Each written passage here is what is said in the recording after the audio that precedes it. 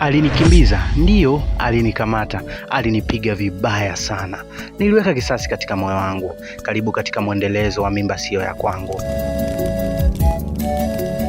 Mungu wangu jamani, moto umekuwaje jamani? Ilivyokuwa, nilimfuata mwanamke siku iliyofuata na nikamwelezea kuwa nina mpango wa kulipiza kisasi. Atajuta. Hamna mpango. Subiri.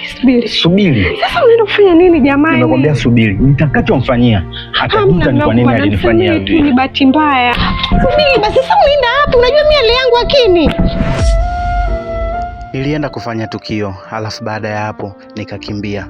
Mwanamke alishangaa, hakujua nimefanya kitu gani, japo alikuwa na wasiwasi. Akasema ngoja akaangalie kwa nini nimetoka huko nikiwa nakimbia. Alichokikuta ni nyumba ikiwa inateketea. Mungu wangu jamani, moto umekuwaje jamani?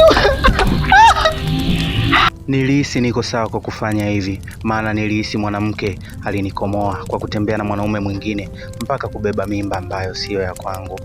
Kijana mmoja atumiwa kwa kuchoma nyumba. Baada ya hapo polisi wakajitahidi kufanya upelelezi na kugundua sehemu aliyopo, wakamfuata na kumkamata. Matukio kama haya yamekuwa yakileta taharuki katika jamii, kisa ikisemekana ni wivu wa kimapenzi. Kijana huyo ameweza kutoa ushirikiano katika jeshi la polisi na kusema kuwa tukio hilo ameifanya baada ya kugundua kuwa mke wake anamsaliti na mwanaume mwingine. Amefikia hatua ya kuingiza mpaka mwanaume aliyefariki ni mwanaume ambaye alikuwa akiishi na mwanamke huyo.